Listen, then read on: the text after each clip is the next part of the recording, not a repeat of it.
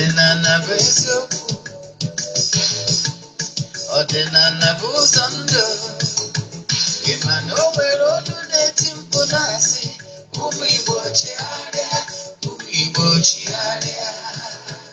Kwa mbọsị ọ na-eti, n'ụtụtụ n'abalị ọ nọ na nkụzi.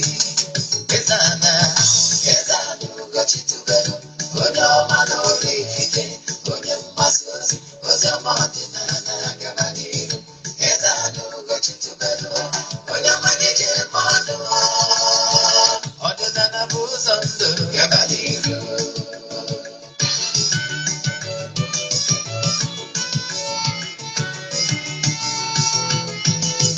Eze-Ana Ugochitubelu, onye ọma na oraifite, onye mgbasa ozi, oziọma ọdịnala gaba n'ihu. Eze-Ana Ugochitubelu, onye ọma na-eje mmadụ. Ọdịnala bụ ụzọ ndụ gaba n'ihu. Eze-Ana ga-adị, Ugochitubelu ga-adị, Ugochitubelu temple ọ ya adị.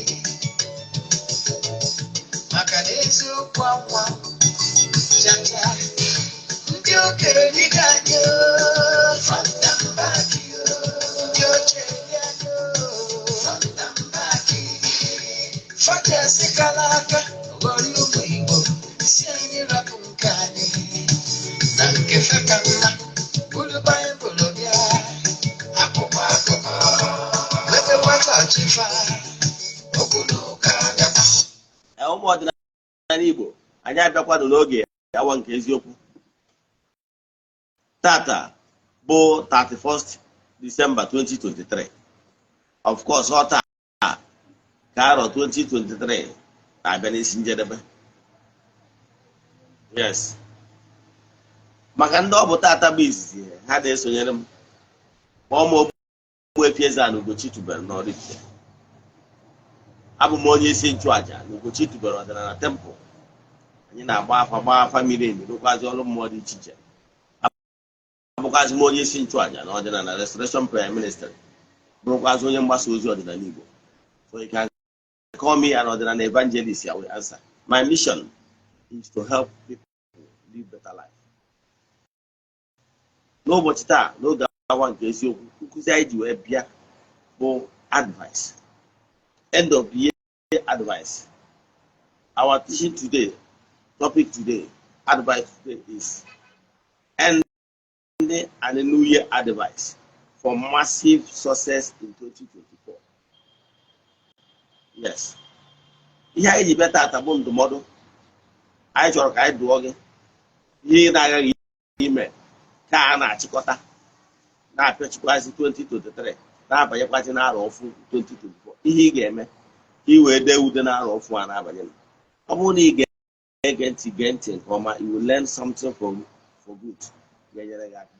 Mana before anyị gaba n'iru, ọkwa dị mkpa echefuna na tata bụ 31st December ka anyị na-achịkọta aja nke ọnwa Disemba nye ndị niile sonyere anyị na aja nke ọnwa anyị na-achụ ọnwa ọbụla. Ndị na-esonye na aja agbadago ka esi eme ihe, mana maka gị bụ onye ọfụ, aja bụ aja mbunye elu, aja ịpụta ihe, aja esigoro na ya bunye ọtụtụ ndị mmadụ elu, mana ya nara esho testimony n'ihu ọrụ. Yes, anyị anaghịkwa esho ihe ọrụ na social media. Ị nwekwara ike isonyere anyị na aja n'ebe ọ bụla ị nọ na nsọtụ ụwa dum. Distance is not a barrier n'ọrụ mmụọ anyị na-alụ maọbụ n'afọ anyị na-agba na temple. Ka isonye na aja bụ forward ya 3 prayer requests, then make donation token to the account number. Echatizie m na WhatsApp, agwa ngị other details I need from you in order to book you. I can tell you, ike dị na aja a na-achụ n'igwe. Ọtụtụ ndị mmadụ ebukubego dị 2024 January ebukubego. In fact, onwere ndị bukuru throughout the year, especially the outside the country. Yes. Ike dị na aja. Ihe anyị na-eme na anyị na-ewe onye awụtiri prayer request gị debe n'ọlta, na-achụ aja, na-ekwubi okwu, na-aga ọfọ n'isi gị ụbọchị ọbụla ganye na ọnwa agwụ. Ụbọchị ikpeazụ a na-achịkọta ịda kịta, anyị ga-eje na mmiri gote ihe ọnụ na-eri wee chụọ ọnụ ndị mmiri aja wee mee saraka.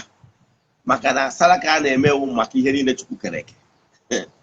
Anyị mesịa ya gbakọta na ọlta, chụzie aja dị iche iche to entities of powers nọ na temple jezie n'ebe nchụaja ya gbuo eburu wee mesara aka. I can tell you n'ike mana ya anaghị show testimonies mgbe ike fụ ya n'ebe ọbụla concerning the temple maka na ọ bụrụ ihe anyị maka ebe ịghọtara. Then anyị gabazie n'iru echi iso na aja ihe ị ga-eme bụ chat ya m na WhatsApp, send a message na WhatsApp, I will respond. Mana ọ bụrụ na ịkpa agba ọ bụrụ na o nwere ihe nji n'aka na ndị busy ịma na o nwere ike ọ bụ my PA will pick it. Chat ya m na WhatsApp 0813 8243 871.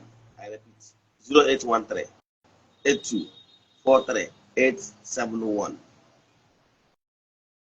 Ọ bụkwazie niile esonyere anyị site n'Eziokwu TV.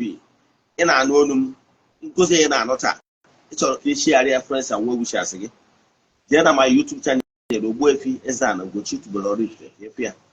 Yes, ka ofu. Nke abụọ, ọ bụrụkwazie na o nwere Nollywood movie ọbụla ịwọchị n'Eziokwu TV a, ị chọrọ ịwọchị ọzọ, ọ bụrụ na Igbo jee na Eziokwu TV Nollywood movies. Ọ bụrụkwa nọ English movie jee na Eziokwu Great Movies, ma ọ bụ jekwazie na Ugochitubelu Movie Productions ịwọchịa ya. Ka ị na-eme nke a ka Chukwu Okike pụrụ ime ihe na-agọzi gị, ka ị na-anụ olu m na-eshi ya na-invite ya friends ka a bịa nụ from the horse's mouth, ka ị na-agbasa ozi ọma Eziokwu TV ma ọ bụ na-esonyere anyị na our social media handles. Ka Chukwu Okike pụrụ ime ihe niile, onye ike niile si n'aka ya bịa gọzie gị ma gọzibiga gị oke n'ebe ọ dị ukwuu. Ya gazie. Then ka anyị banyezie na nkụzi anyị ji bịa.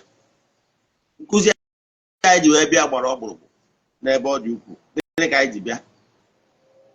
Advice ka anyị ji ọma eto ogologo nnukwu mana gee ntị ị ga-amụta something. Nke mbụgoro bụ achọrọ m ka m bido talk to new seekers. Yes, ndị enyi anyị ndị na-anachighata n'ọdịnala ọfụrụ.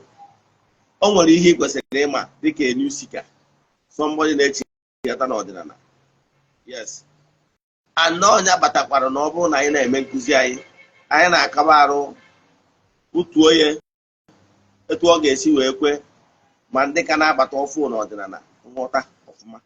Yes, o kwere anyị ghọta na o nwere ndị na-esonyere anyị n'ọdịnala Igbo ndị ka nọ na kindergarten level, nursery, primary, secondary na ndị nọkwa na mahadum. So anyị na-achọ etu anyị ga-esi wee carry everybody along. Ọ bụrụ na iwu one of my students na-esonyere anyị bụ ndị enyi anyị, ị ga-aghọta ọtụtụ ihe gbasara nkụzi anyị ma gee ntị. Ihe nchọ ka nkọwara gị tata bụ da what you don't know is only a mystery to you. Ọ bụrụ na ị batara ọfụ n'ọdịnala na ihe ị na-agaghị ime ka ị ghara ime mistake. Yes, dịka onye nkụzi ọdịnala achọrọ m ka m kpara na wee kpara ọfụ ka okwu wee sie gị ike na maka na ọ bụrụ na ị ghọtara maka ọdịnala ọfụma wee je jump in, o nwere oge ọ ga-eruo ife stagnation.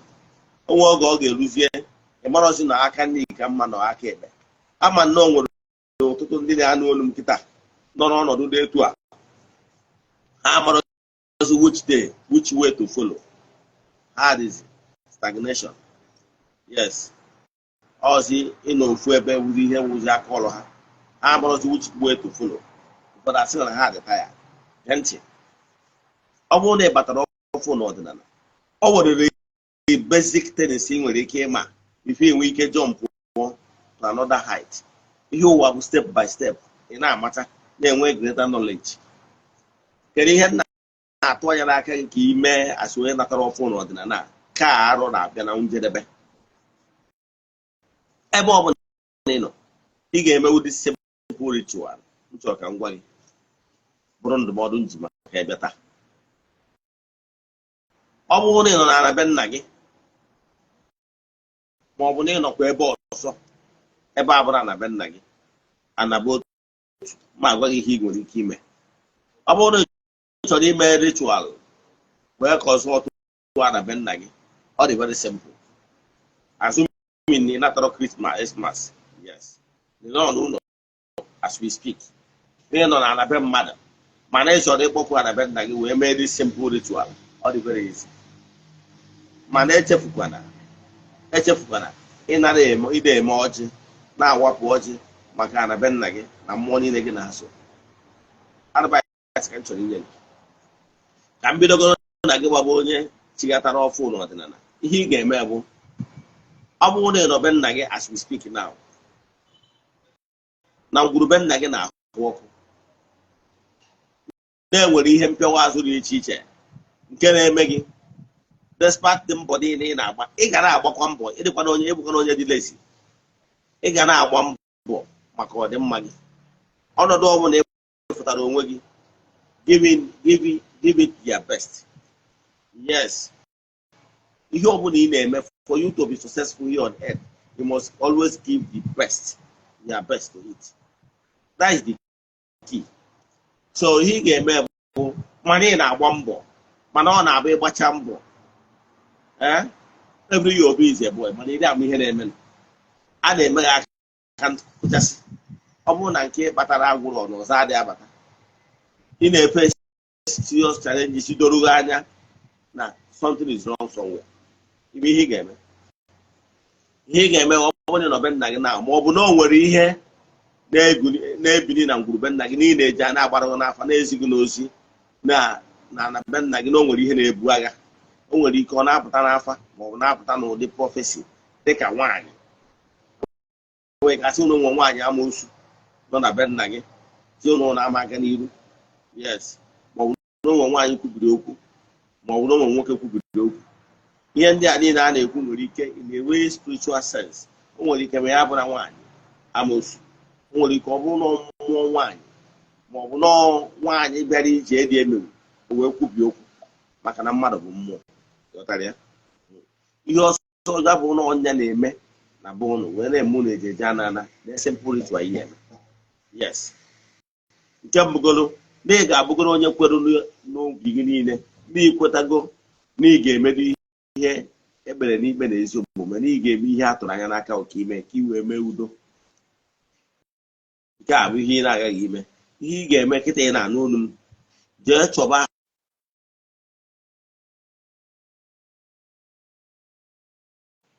ịchọta akwa ọkụkọ Igbo. Yes, dị ịnọ mgbe enyisi gị were akwa ọkụkọ Igbo. Ihe enyisi gị were akwa ọkụkọ Igbo bụ na akwa ọkụkọ Igbo ndụ dị n'ime, ịghọtara ya? Ndụ dị n'ime. Yes, akwa ọkụkọ Igbo a ndụ dị n'ime. Yes, a living chicks dị n'ime. So ihe nchọ ka nkọwara gị na ya bụ na akwa ọkụkọ Igbo anyị weta ịnọ, jee chọba bọtụlụ mmanụ red oil, 1 bottle red oil igote ya. Jee chọba ọjị gbara ịnọ, representịrị 4 cardinal points ahịa na-anụ ụbọchị na-anụ. Yes, chọta 200 naira ma 500 naira as case may be, ihe emewu obi ọcha gị.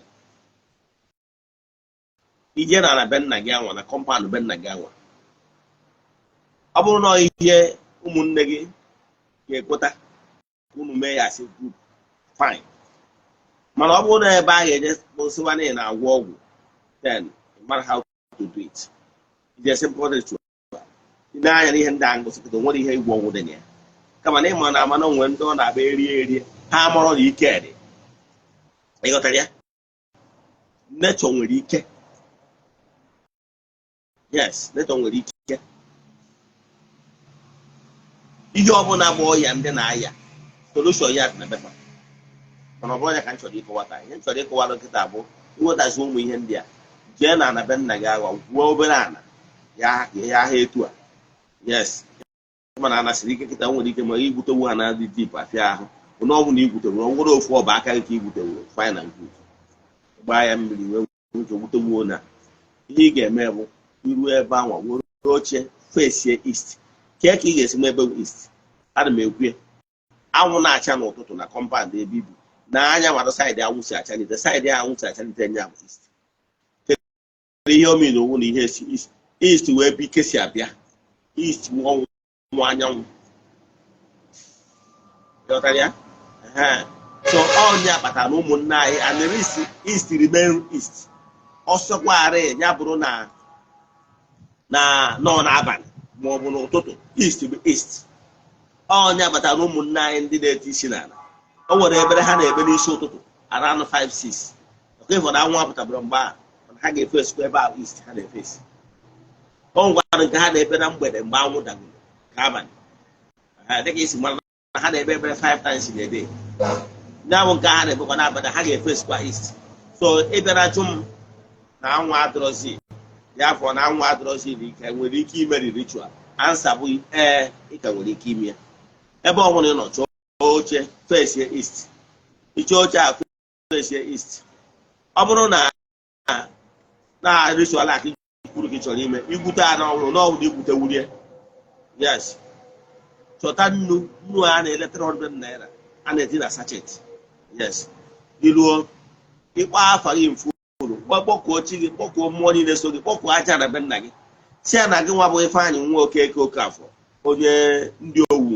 example ka mmadụ isi ya mmụọ ọbụla n'ebe ọ bụla isi mejọ sị gbaghara gị ịwụ nwata na-asa ahụ n'afọ wee sị mmụọ ọbụla nọ na ngwuru a iwe na-ewere ebe ị nọ ọ bụzie na ọka ihe unu na-eme as a group that ụmụnne gị ndị ọzọ join hands ọgbawuo onwe ihe a na-agwa wụsị mpụ ọrụ ezinụlọ ụnụ ga-alụrụ onwe ụnụ ọ bụrụ na ọ dịbịa bịa na be gị ịbịa lụ ọrụ ezinụlọ hundreds of thousands ya apụ ọ bụkwa nnọọ pastọ ma ọ minista as case may be hundreds of thousands will go mana achọrọ m igosi ya na nkịtị na-abụ eziokwu na ọ bụrụ nọọ pastọ o nwere ọyị ụmụ ọyị dibịa representịrị akwa na ihe a na-achọ ịgwa gị na nnu ọtụtụ n'ime ha na-eyuzukwu nnu yes mana asị na chọrọ ime asị na ọdịnala way with the best weta akwa ịnọ ịkpọ mmụọ niile gị na ha so kpọkuo ndị nna nna ha kpọkuo ndị ichie kpọkuo mmụọ niile ndị na-alụ ezigbo ọrụ ndị nna nna gị kpọturu eji wee dekwa ngwu dịka akwari ọgbọ na ụmụ mmụọ dị iche iche ehiwere na ngwuru maka ọdịmma ezinụlọ ndị ụrụ gbakụdoro azụ so ụmụ mmụọ niile a ndị eweziga n'akụkụ ndị igwe na-ewe na gị nwa Ifeanyị Okeke gị na ụmụnne gị as case may be na ọ bụrụ ndị group don't include ụmụnne gị ma ọ bụrụ na ha ka bụ ndị eriri eri ọ ga-abụrịrị onye kwenyere ịghọtara ya ọ bụrụ na ha kwenyere fine and good ị na-ekwu n'ọgụ na ụmụnne gị mana ọ bụrụ na ha ekwenyere n'ọsọ gị nwa na-eme n'isi onwe gị iru isi na gị nwa Ifeanyị nwa Okeke Okafọ onye ndị Owu n'ọgwa gị nwa bịara n'ụbọchị taa kpọkuo mmụọ niile ndị mama ndị gbọrọ kpọkuo mmụọ niile nọ na be nna gị kpọkuo mmụọ niile unu ji wee dị ebube kpọkuo aja na be nna gị ajọ ha n'obodo ụnụ yes na ndị niile na-agagharị na-eme mma n'obodo ụnụ ụmụ mmụọ niile ejiri eyibe be ụnụ ndị na-alụ ezigbo ọrụ n'aha Chukwu Okike nke pụrụ ime ihe niile ihe a nkwuru ka badụ tinye ya n'aha Chukwu Okike pụrụ ime ihe niile you know why maka na aha Chukwu Okike pụrụ ihe niile bụ aha kacha aha niile once ime nshọrọ na afọ ya o nwere mmụọ ọbụla ma ọ bụ ike ọbụla ga-asị mba ya ma abịa maka na ya summoning them in the name of God Almighty, the creator of the whole universe, the unmovable mover. Maka na ọ bụrụ na itinye ya n'afọ ya ị nwere ike ma ga-ezughị oke ị nwere ike iwere obere mmadụ na mmụọ some of these entities will not honor their invite. Ịghọtara ya ihe nji abụ na-akọwa nkụzi na-enye nkụzi ma mma akọwarụ ya na ịghọta ọfụma then itinye ya n'aha na ị na-asụ m ọnụ ha n'aha Chukwu Okike nke pụrụ ime ihe niile ka ha bịakwudo bụrụ ndị akaebe na ịlụrụ ọrụ a n'ụbọchị taa welite ofu akwa sị ha na akwa bụ ihe eji eje mmụọ iwe wee sị mmụọ ọbụla na-ewere gị nwe iwe na-ewere ezinụlọ gị iwe ma ọ na-ewere ụmụnne gị na ọbụna ụmụ niile na-eme ya si kwuru taa akwa ọkụkọ Igbo a na tata ihe ebido ụbọchị ahịa ụbọchị ahụ ị nọ na ya etu a tata bụ ụbọchị Orie si na mmụọ ọbụla na-eri oke n'ụbọchị Orie iwere ewe n'ebe ị nọ n'iji akwa ọkụkọ Igbo wee na-eze gị iwe n'orie abụ na Orie iwere ntu chọọ ntu ịmụ ebe na anyị kịcha kụọ n'ọnụ akwa anwa kụọ ya n'ọnụ akwa anwa iji ma na-akwa ya awa ịta ọnụọ ya upside down si aka mmiri akwa na-abanye n'ime ala ka iwu ọbụla ha na-ewere ụnụ ka ome gịnị ka oze echefukwara na ngwado gị gwuo ana obere ana asị onye nwere ike igwu n'aka ya abawu ihe egwu a na-agwụsatị ya ka akwụ ị na-aya abawu na ya ịghọtara ya na iweruzie ofu akwa tinye niile ezeghị iwe na Orie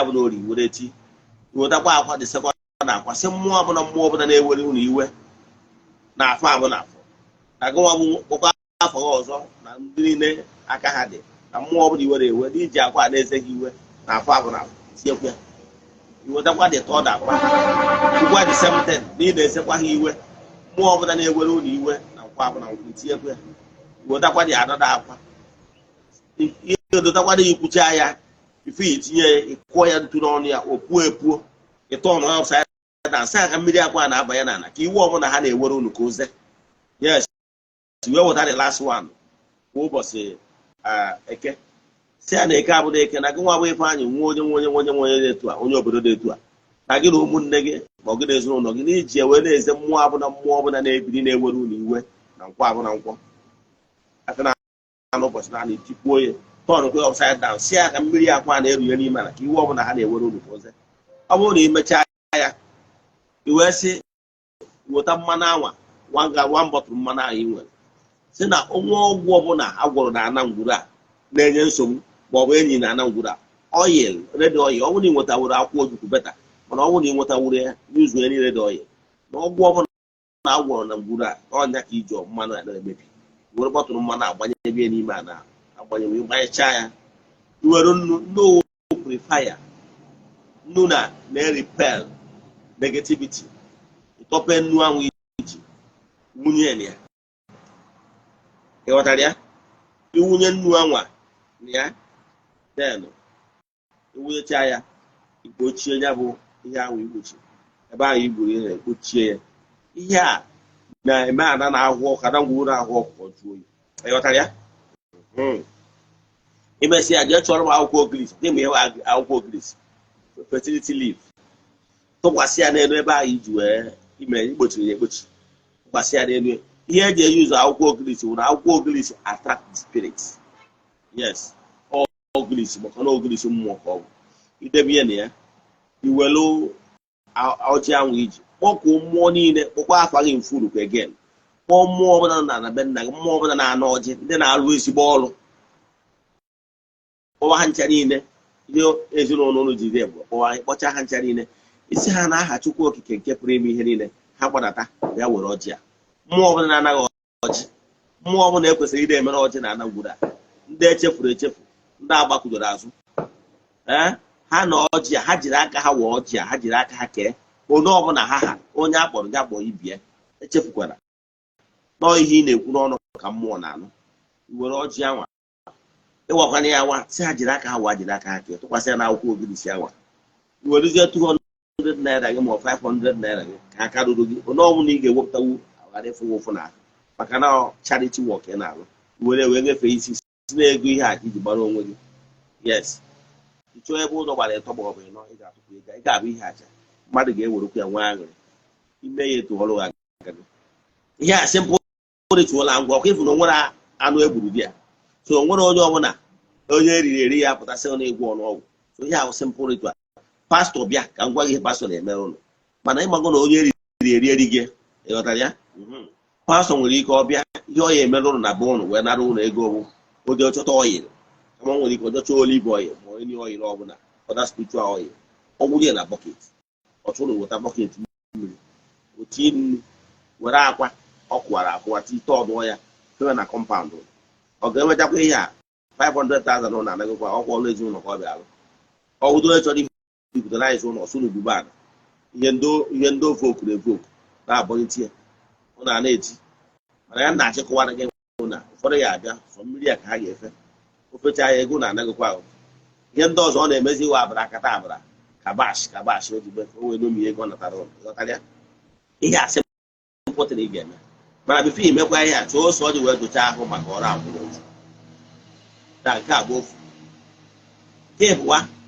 ihe akaba arụ na-eme bụ ihe eji eme nke a ka izegoro mmụọ iwe nke ịbụa ihe eme bụ ọ bụrụ na ị nọ ebe ọ bụla ị nọ na be nna gị mana ị chọrọ ịkwa na be nna gị na ịnọ ebe dị anya nwere ike ịnawụ na be nna gị kpọọ mmụọ na be nna gị wapụrụ ha ọjị ihe na-edi n'ime inweta nzu ọ bụrụ na ịnwetawuru nzu beta ọ bụrụ na ịnwetawuru nzu iwere nzu anwa mee sekụl ebe ọ bụla ị nọ face east wee kwụọ ada be nna aja na be nna gị nọ n'ime sekụl a okirikiri a ka ị nọ wee chọọ imerụ ha ọjị ịghọtara ya n'aha Chukwu okike nke pụrụ ime ihe niile ị na-akpọkwu ha ka a bịa na ebe ahụ ebe nara ọjị a na aja ya na-achụpụ ha n'ụtụtụ ike a adịghị eto anwa iwe akwụkwọ ogirisi beta wapụrụ ha ọjọọ ọgwa ndị nwere agụrụ akwụkwọ ogirisi no problem they understand na-ewarụ ha ọjị kpọkuo aja na be nna sa na ị na-awara ha ọjị taa mara etu o si dịghị wapụrụ ha ọjị ị na-eme nke ọ ga-abalị gị ka o simple ritual ị ga-enwere onye emere onwe gị nkwụọkwara gị etu esi ezekwa mmụọ iwe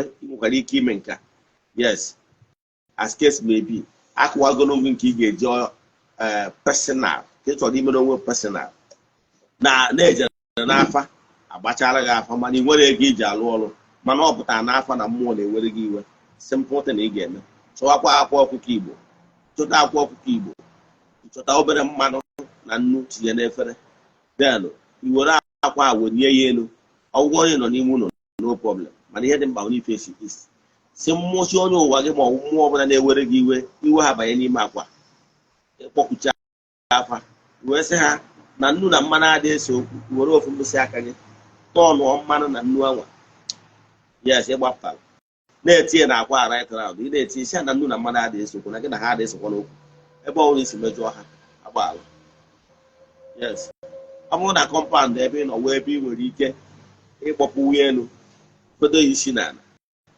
si ya ka mmiri akwa na-abịa ka iwe eze mee ya etu ahụ mana ọ bụrụ na kọmpaụnd ebe ị nọ abụrụ ebe ị nwere ike ime nwunye elu nọọ apụ sị na ị na-agwọ ọgwụ then ebe a na ihe ị ga-eme imesi akwa idebe were ọjị ahụ iji ọjị gbara ịnọ wee yọọ chi gị mgbaghara ma ọ bụ ihe ọ bụla ị chọrọ iyi elu ịyọsịa ya were ejebe na junction ọ dịkwu beta ọnwụ na iji ego tinye ego mana tinye dịka 200 gbagọta mana ego Naijiria enwe ọdị isi tinye ego ya acha onye ya atụ ụtụ ya anya ka anyị na-ekwu maka na ị na-ijere aṅụrị ahụ onye agha ga-enwe mgbe ọ pụtara ego ahụ achọ so i were ego ahụ wee hụbara isi gị 4 times si na ego ije ihe aja gị iruo na junction kọwa ego anwa debe ọjị anwa smartzie dị akwa smart ya na road na that junction na ijewere onwe ihe a bụ simple ritual ọ bụrụ ọgwụ maka ndị eriri nwere ike ịpụta ihe ọ bụla asụ n'ọgwụ onye agha ịghọtara ya aja ka ịchụpụrụ ọ ihe dị ndụ maka na akwa ọkụkọ Igbo bụ ihe dị ndụ instead of ihe ọbụla ga-ewe ndụ gị were ihe dị ndụ wee gbara isi onwe gị ịghọtara ya so ihe ndị a bụ ihe simple rituals kwesịrị ide eme ọ bụgoro na ijere agbasịala gị afa mana ị nwere ego iji alụ ọrụ akpọkọ na nkịtị ihe mmụọ na-atụ anya ya bụ inwe isi yes na ihe agbakọrọ n'afa na ịchọkwa na ịrụ ya mana need broke ịghọtara ya bido na-enwe simple ritual create time agwụgwọ m ndị mmadụ stop lamenting ọ nwere ndị bụ oge ọbụla akụkọ eju ha ọnụ ka ngwa nke bụ eziokwu ọ nwere ndị condition ha bụ n'ọgụ nwa you must pray your way out especially ọ nwere ike ịbụ n'oge onye agbara ọrụ ịghọtara ya ịbụrụ onye agbara ọrụ ọ gị epụrụ onwe out yes onye kpatara ụfọdụ ndị mmadụ wee gede asị na ọtụtụ ndị mmadụ arụọla ha ọrụ na ọ garọ yes ihe kpatara ya bụ na ọtụtụ n'ime ụlọ nwe ndị agbara ọrụ ọ bụrụ na ide n'ọba aka gị na ị na-afụ ihe dịka star n'aka gị sign star line mere etu a mee etu a n'aka gị aka nne gị na aka ekpe gị ọ dị likely na iwe great personality onye agbara ọrụ and as that case may be ọ ya akarị gị mma na iji some of this spiritual work iji aka gị na-alụ ịghọtara ya onye chọrọ ịgwa gị eziokwu ya agwa gị na-ebu nnukwu mmadụ na ị kwesịrị kama onye ahụ agaghị dị ya ga etu ị ga-esi jiri aka gị lụọ ya ịghọtara ya maka mgbe ụfọdụ ị nwere ike na ịghọtara ị na-esi na ọ dị ya spiritualist ma ọ na ya dibịa mana ọ because of na ya nature of your being ịbụ a strong personality spiritually especially ma ọ bụ na-ewu maybe na iwe Sagittarius need some of this work ị need iji aka gụrụ ya ịghọtara ya now ihe ọzọ na-achọ ịkọwaziri gị bụ ihe ị ga-amata bụ unless nọzikwa ebe tere aka iwezie a third party na-arụrụ ụsọ certain things pending mgbe ọ bụla iji bata ịghọtara ya now ihe ọzọ na-achọ ịkọwara gị bụ na ị ga-create time ọ bụrụ na my student mana ibido bụrụ spiritual exercise ana na-agwa gị na ịdị serious because that spiritual exercise bụ to reawaken the inner power in you ịghọtara ya yes you must reawaken the inner power in you maka na mgbe ụfọdụ etu a ihe dibịa ya alụrụ gị ụwa aja ka dibịa ya achụrụ gị mana to reawaken the inner power e nwere some solutions problem ị nwere needri no just mee the awakening of your inner spirit. You're already where you should be. So he gave me where time iji apụta ebe ekwubi okwu aga ọfọ ọ ga-enwerịrị time gị na ụmụ mmụọ dị ebrite akpa maka ọdịmma etu ọ ga-esi dịrị gị mma. O nwere any establishment ọbụla ma good company ọbụla na-eme ọfụma enwere time the top management, yes, or the CEO ji anọ wee chigharịa uche reflect ya na etu a ga-esi wee mee ka ya bụ company wee si n'ike wee na-abanye n'ike. Ọ dị compulsory. So gị nwa iwu mmadụ si kedu ozi ka o si adị gị ka ọjọọ si ịpụta ụwa jọọ si na-ebiri onwe gị ndụ na-enwero time for reflection and the time for meditation, etu ị ga-esi wee think ya maka ọdịmma nke ekwesịrị ka ọ dị possible. So ọ ga-enwere time gụrụ gị na-ezumezu ji anọ kpaa maka ọdịmma ihe gbasara gị, ihe gbasara ya future. So create time ahụ ka gị na gị na-ezumezu ga-eji wee na-akpa etu ọ ga-esi wee dịrị gị mma. Ị na-eme nke ka Chukwu okike ga na-agọzi gị, ụmụ mmụọ niile na-ejere Chukwu na mmadụ ozi ga na-agọzi gị, and ị ga na-enweta new inspiration. Ị ga na-enweta okwu a ga na-agwa gị okwu, a ga na-agwa gị okwu maka na mgbe ụfọdụ ka ngwa ụgwọ ntịrị ịmarọ ka nwere onwe mmadụ all through that spiritual exercise ya nwa ka ị ga na-enweta innovation. Ọgba aka ị ga na-enweta vision, ihe ị kwesịrị ide eme. Agụrụ m na akụnụ maka a na-abanye arụ ọfụ. What are your plans? Kedu ihe we are plan na this new year? He who does not plan is planning to fail. Yes, His Excellency, former governor of Anambra State, Peter Obi normally said, he who does not plan is planning to fail. So, okay, here na chekwa. Kara na Jana Njedebe 2023 is gone. Yes, in a few hours. Now, in 2024, what are your plans? I can tell you now, if you want to be great in 2024, you must start now. Believe in me. Every day go now. Well, jot down my plans for 2024. Yes. I don't come on and share. Can I say I got that plan from January to March? Okay. You recommend from January to March. What are your plans? Can you hit or March? Even doing? Yes. You write them down as your New Year resolution. Then from March to June, 3 months interval. What are the tests actually matching? From June to August, the rates are matching to September.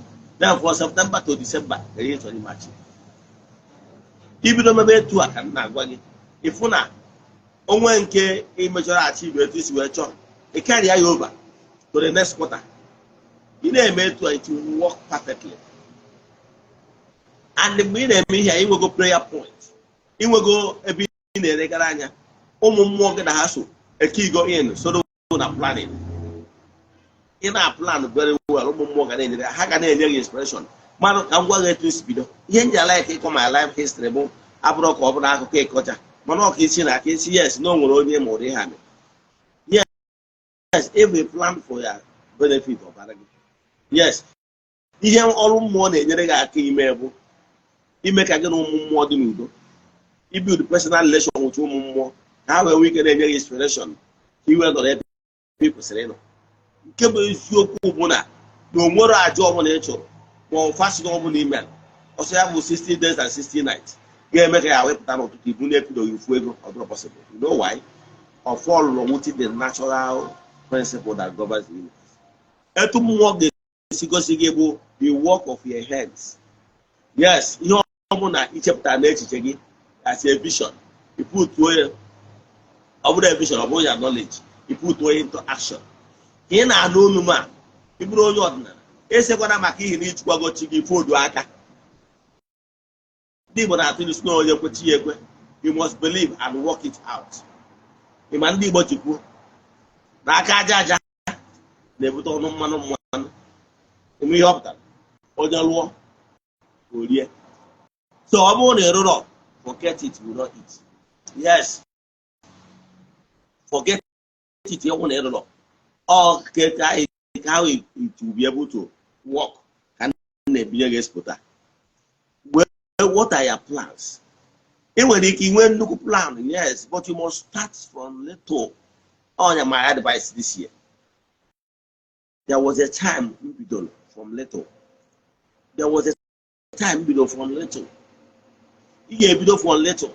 Esikwa na eneghị anya ịchọrọ ịnọ iwe bidonia. Ibidogoro na ịgbagoro mbọ bụrụgoro Tanzania etu a ka ị ebido gbanwe. Ị ga na-echeck one of the principles that will help you for life is cut down your expenditure. Those unnecessary, don't spend the maka na ibe gị na-spend. Don't go and buy Android or iPhone which you don't need. You are buying because your friends are using Android. No. Because na kpọọ isi kpọrọ arụbat isi gị na arụbat ọwụ ofu gị na ya bụrụ ofu na ịnkọm abụrụ ofu. Ịghọtara ya? Esikwana ka iligwe laghachi na onye a na-eme ihe niile nwere oge. Yes, I remember time when I was growing up, when I would not be able to afford all the luxuries I needed. But when I would need, but I was patient enough, waiting for the right time. Oh, go if they can afford it. Before I am no longer praying for daily bread, like me, to go to the gods and Almighty Father. Adamap doesn't know today, better can hear me in what. Makana hear again. Here, nature say, Korean game, however, of great help to others. Oh, yeah, nature, because all you are on chol, may afford, and you are afford, I'm happy. You know that? I'm going to go know that if any part of Nigeria or outside the country and decided to go on vacation, 2-week vacation, 1-month vacation, I can afford it. Yes, by the grace of God. But don't worry about my afford. But keep on working hard. Keep on working hard. Cut your expenditure. It's not email, email. I got to give from humble background. I want to even when I was in Abuja, that's I'm going to decide. I leave go na Kubu Aziz. Yes, I'm a no when the David and Warren then. But no when the David my Tama and Wuse. But I avoided those areas because of what is available. In order to leave those areas to medium. That way we can say he made you a build and he helps, he pays up. Because with that format, we're too flat now. Yes, it was a case of my Tamam or Wuse too. But do I care? I don't care. Because I want them were meeting that Wuse too by 7 a.m. Okay? By the time I go on the hotel day at 7 a.m., I'm going to be able to talk from my side. The only difference when I'm going to wake up my house after 6. Within 15 minutes, 20 minutes, more I have no Wuse too, like you. Here now, check over again. Sometimes you make even need to spend more than what you are earning. Cut your coat. Know the type of friends you keep. Don't keep friends with. That how to save money and become successful. Every time you go to the parlor, you give and oh madam give up. You go 1 or 2 hours. I saw one email me, but I won't allow you to but I don't want. Don't spend more than 60% of your earning, no matter what. The 40% you are saving is for your growth. Make sure, say, yes, at your level, or the type of soup you want to eat. Avoid those who are eating a joint. Am I going to eat a Mr. Beast now? Show a fried rice with chicken. You can eat 4,000 plus. Okay? But that 4,000 plus, you know, the key on a big prepare something better. You got that? Win again. Yes. But I do to do another AC. Again, I won't AC now. All those things are not well, what's your lifestyle? Then you are young lawyer, you can say, there you go. Gary, he was apply this year. Know the type of friends you keep and work hard. Everywhere they came from Ogbuefi Eze-Ana, what they came from come through a party anyhow, or go to hotel, or engage na any dolime activity. What they came from there? Yes, I'm a Mesaraka. Yes, Amaluga Amaluna every 3 times in a year. a watch of the festival na September na law feast I never took my birthday December 1. Then maybe New Year and some of other things. That I carry minor. Now they will make it easy with them and them body area mango. You know that? Mananga want to help people. Then when they can afford, don't want to let you we do already do it. But I want to help us here. Never do remain a club. I'm interested. I can never want other things. Plan remain in life. How to help others. It will interest you to know today as we speak this December. Your mama na company. Mmiri go table water. Maka ndị ma mgbe anyị bido. Mmiri go table water. I bido the company over a year now. Let's say a year and a few months ago. I bido mmiri go table water. Yes, mmiri go table water is doing very well. Yes, at least not within my town and also I not dominate. You know what I mean? They are doing well, and it will interest you to know this month December. I approve NAFDAC bottled water, which I can produce 50 cl and 75 cl bottled water. Now I they put other things in place, like production of our own bottled water design and everything. But before this January runs out, middle table water, bottled water will be out in the market. The total of the matter is that, and by so doing, we are already putting some staff. Now I am working almost about 3 operators down. Let them operate machines and the bottled water section. And we still employ more. You understand? Because the thing is expanding. And our intention is that by this January we add more machines and more trucks this year, 2024. That's the plans. So what I'm telling you is that from your own end, what are your plans? And the only way you do what you hear to happen on you want. You are married vision in well. And the can ever try to remember the company. I remember the company Buna. In a village for some of our youth. And what you have now, my mind is okay. Let me see what I can set up. Then we can walk to them mother again with all. I'm going to at the first start. I'm going to mother 20. It's a good start. A company they grow, you know more people. Before you know it, you may almost 50 people employed. It's something. So what am I saying? From your own end, you can do it. And where you need the support, you can take money to the people will be there. Check the type of friends you keep. This year, after a year, you got a tia, and dinner, there, so they could who's ever they met with every time in a hotel. Can you hold a shop alone or there? Yes, the man working in a hotel. What would you do a business trip? Yes, where is it? From one of them, we just seminar about Angela, whatever them. Or where is he every lodge in a hotel for business trip? Go away. But every Friday, it's a club. For the life it's already. I saw one not in job, I can think I want to afford it. But I'm going to one year can authority. You know, you have a club. If one of the good die in the year was it, and then what you want to see what he gives you. On you can. So this year, learn something from me. What I want, you must build personal relation with your spiritual forces, because no have a good division, no the knowledge and the good boy your backbone. He will be successful at this coming year. What are their plans? How to succeed massively at this year? And one of the plans, one, cut down your expenditure unnecessarily. And what happened here you do today? Because you go out the highest. Okay, if one would be and then why you will not compare with you? You are 60% earning, now 60% to others are broke. If you want to do saraka, let it be you spend your money wisely.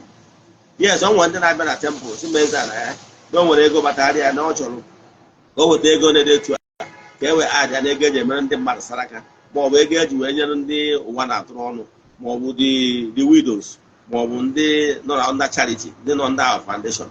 Fine and good. Go mad spend it wisely. Because one thing that give us never lie. Ego no one is spending it. And why you not spending?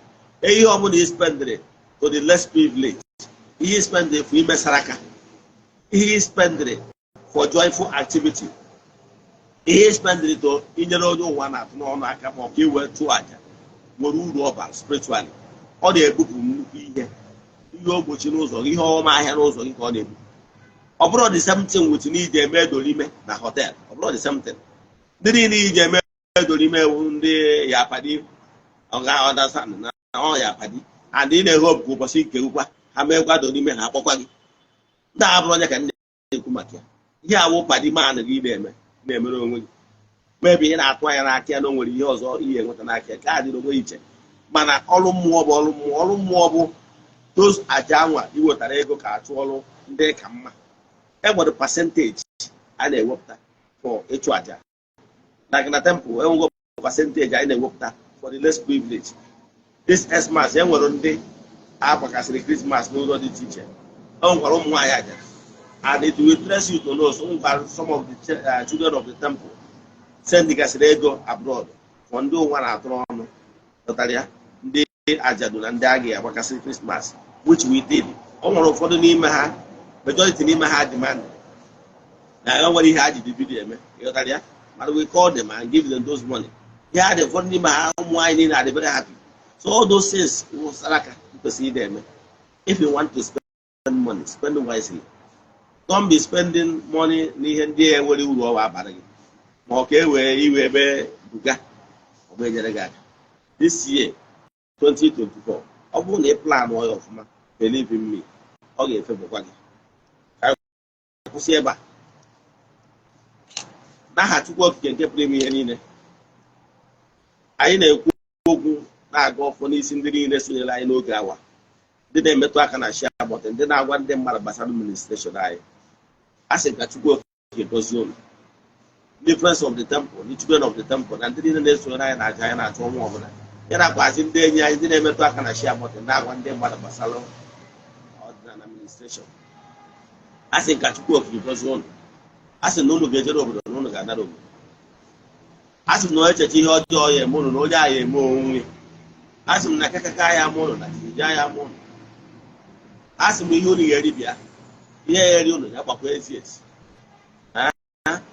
A sị na ọmaka ya eme n'aha Chukwu Okike nke pụrụ ime ihe niile. Onye ike niile si n'aka ya bịa. Ya gazie. Ọ ga-adịkwa echi niile n'oge awa nke eziokwu.